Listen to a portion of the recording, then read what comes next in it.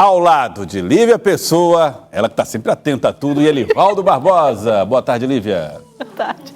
Joelson, Elivaldo, quem está em casa conosco? Ligada, Lívia, né? Não tem... Atenadíssima. Conectada. Conectada e trilingue.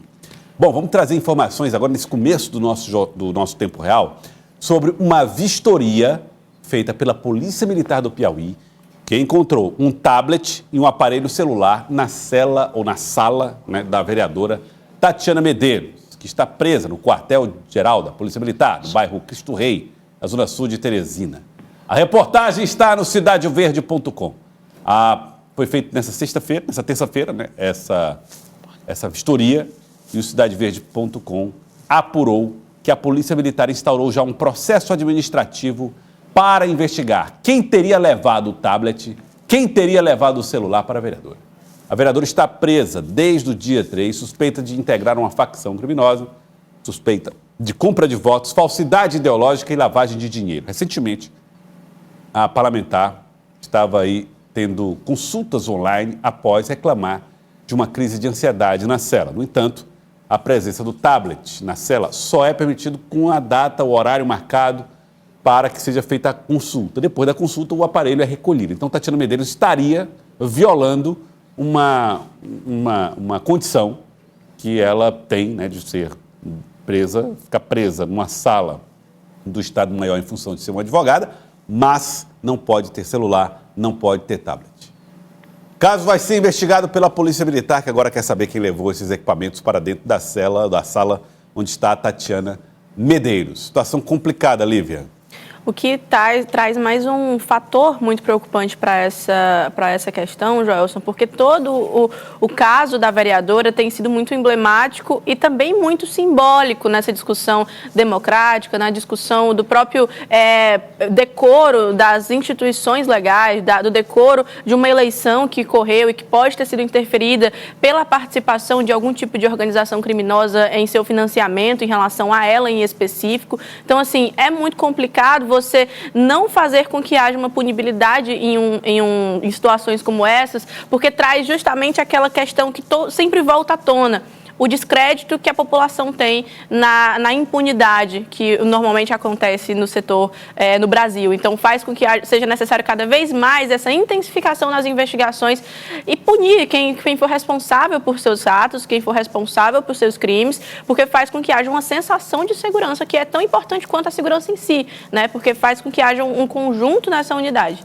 Olha só, gente, isso acontece, o episódio envolvendo esse tablet celular encontrados na sala de Estado-Maior, onde está a vereadora Tatiana Medeiros, acontece um dia depois do Tribunal Regional Eleitoral recusar a ideia ou não aceitar, não reconhecer a consulta feita pela Câmara de Vereadores de Teresina. A sessão aconteceu de maneira virtual, envolveu os integrantes da Corte da Justiça Eleitoral. A sessão aconteceu ontem às 3h30 da tarde, começou por volta das 3h30 da tarde, e à unanimidade, os integrantes do TRE, da Corte do TRE, do Tribunal Regional Eleitoral, decidiram não reconhecer a consulta, não aceitar, não vão responder à consulta feita pela Câmara de Vereadores, que na oportunidade tinha feito uma pergunta a respeito da convocação ou não de um suplente no caso da vereadora. E o motivo? Todos eles, os integrantes da Corte, 7 integrantes, decidiram que a consulta não era uma consulta em tese, era uma consulta de fato e, portanto, a Câmara, o TRE acabaria se comportando como um consultor jurídico. Por isso, foi contrário a oferecer qualquer informação em torno dessa consulta. Elivaldo Barbosa, o que deu à Câmara de Vereadores a decisão ou a necessidade de discutir lá o futuro da vaga de Tatiana Medeiros. Seria uma substituição de prerrogativas. Se houvesse uma resposta, veja só, o TRE não examinou o conteúdo do pedido, ou seja, da consulta proposta pela Câmara Municipal de Teresina. Apenas examinou se faria ou não a consulta, se responderia ou não aos vereadores. A resposta foi não. Preliminar, né? A resposta foi não. Ou seja, por as razões que você elencou aí, que foram as razões apresentadas pela juíza, relatora, pelos entendimentos do plenário, por unanimidade. O procurador eleitoral. Procurador eleitoral, que sexta-feira já tinha um parecer pronto, confirmando essa tendência anterior, que a Câmara não iria se pronunciar por um assunto que é de estrita competência do Poder Legislativo Municipal. Então, esse é problema da Câmara. A Justiça Eleitoral não é um órgão consultivo, ela julga e, vez por outra, dentro de determinadas circunstâncias, de tese, pode até responder a consultas. Não é o caso dessa pedida pelos vereadores de Teresina. Então, a providência administrativa tem que ser tomada e assumida pela Câmara, pelos vereadores.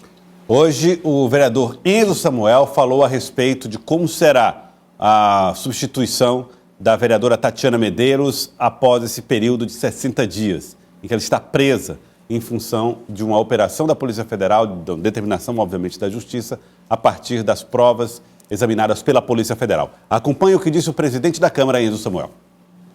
A gente fez essa consulta ao TRE porque é um caso atípico, né? Não aconteceu somente a prisão da vereadora, mas houve também um afastamento cautelar por parte da decisão judicial, que é um processo que começou na Justiça. Por ser um caso novo, nós decidimos fazer a consulta para que a gente pudesse agir sempre dentro da legalidade e respeitando o devido processo legal. Essa consulta ela foi feita de forma genérica. Quando eu falo de forma genérica, não é um caso específico.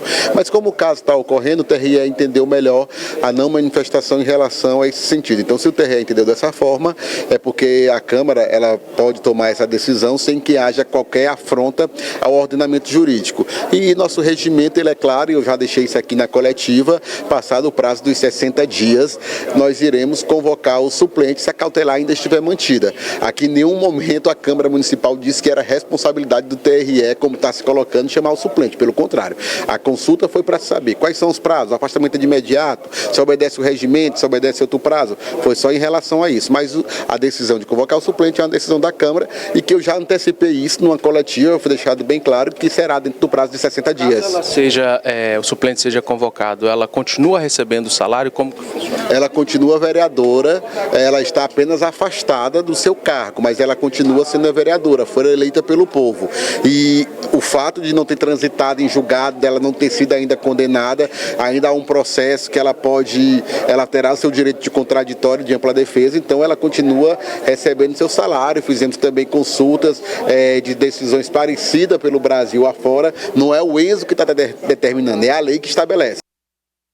Uma situação que não é tão simples quanto parece, né? Ela é uma vereadora eleita, diplomada pela Justiça Eleitoral, tem uma cautelar, né, uma medida cautelar, ou seja, uma medida transitória, que seria a do afastamento do mandato, mas ela segue como detentora do mandato porque não há um julgamento da Justiça em relação ao caso dela. Portanto, está naquela fase de intervalo entre o início de um trabalho de investigação e a finalização de um processo de julgamento. Daí gerou toda essa dúvida que agora o presidente da Casa, né, depois da recusa, né, da consulta feita pela Justiça Eleitoral, ele toma a decisão de chamar o suplente depois de 60 dias. Detalhe, gente, existe uma questão aí que ficou implícita na fala do presidente. Se a cautelar for derrubada amanhã, por exemplo, ela volta para o mandato, volta, gabinete restaurado, aí tudo vai ter que ser retomado. Se eventualmente tudo acontecer depois dos 60 dias, já com o suplente na função, o suplente se afasta, ela volta para o mandato. Então tem uma série de questões aí que podem implicar. Eu não sei até que ponto, por exemplo, sob o ponto de vista da legislação, até da análise desse período aí de cautelar, até que ponto o fato de ter sido encontrados celulares e tablets na sala onde está a vereadora Tatiana Medeiros prejudica o curso dos benefícios eventuais para ela, né? Se pesa, por exemplo, o fato na avaliação de uma medida cautelar. Entretanto, existe realmente um espaço aí de dúvida sobre o que acontecerá depois que essas medidas cautelares caírem e, eventualmente, ela voltar para o mandato. E, Erivaldo Barbosa, o negócio não é simples, não. É verdade, mas aí são duas questões. Essa mais processual, que envolve a vereadora Tatiana Medeiros, que tem a ver com esse fato mais recente do tablet no local, no ambiente onde ela está presa, no quartel-geral da Polícia Militar. Isso é um fato novo que, naturalmente, vai ser examinado à luz da legislação, apuradas responsabilidades.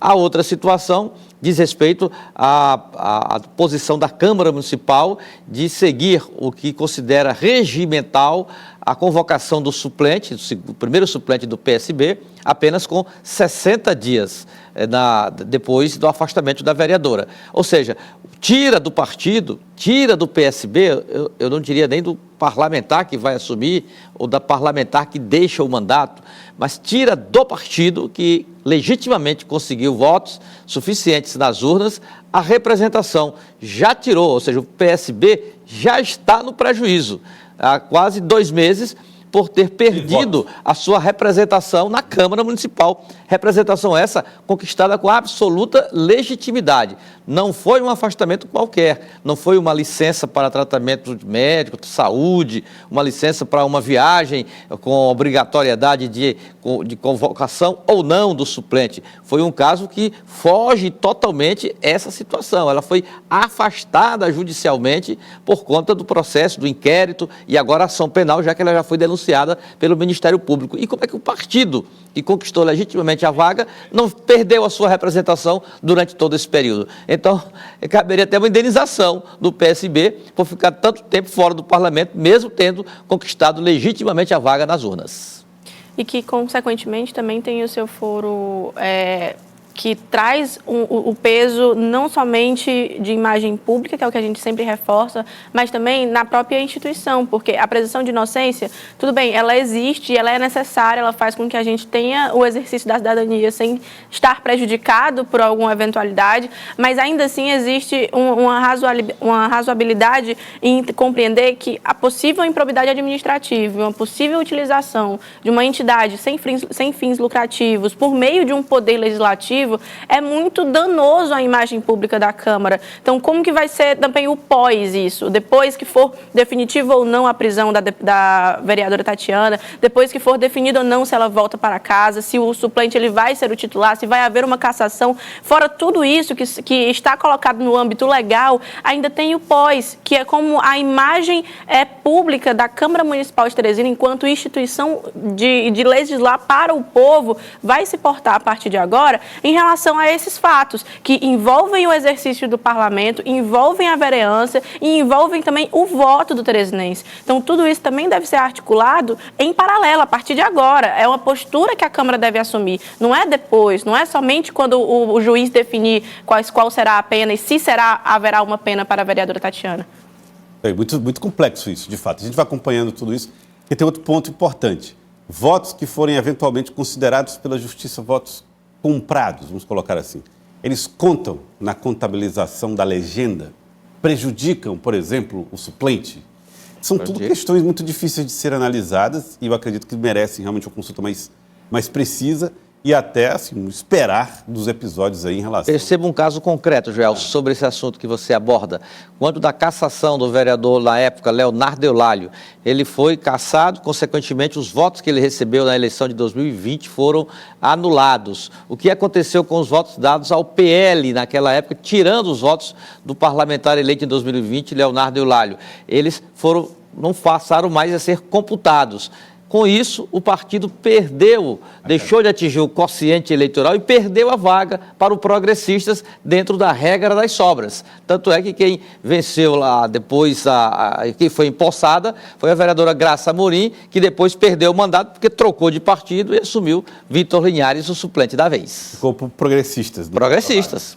O PL perdeu na época. O que não é o caso do PSB, porque o PSB, mesmo numa eventual cassação, estamos falando aqui da vereadora Tatiana Medeiros, ela é vereadora, respondendo um processo, aquela história toda, mas não tem não atingiu só o afastamento provisório do mandato, mas ela continua vereadora, como disse o vereador Enzo Samuel, continua vereadora. Mas vamos supor, aqui uma situação hipotética. A vereadora Tatiana Medeiros é cassada, e junto com o mandato vão os votos que ela recebeu também. mesmo assim, subtraindo todos os votos que ela recebeu, o PSB ainda teria voto suficiente para preservar a vaga na Câmara Municipal, para ter um vereador. Muito. Esse dado é importante, Elivaldo Barbosa. Está aí.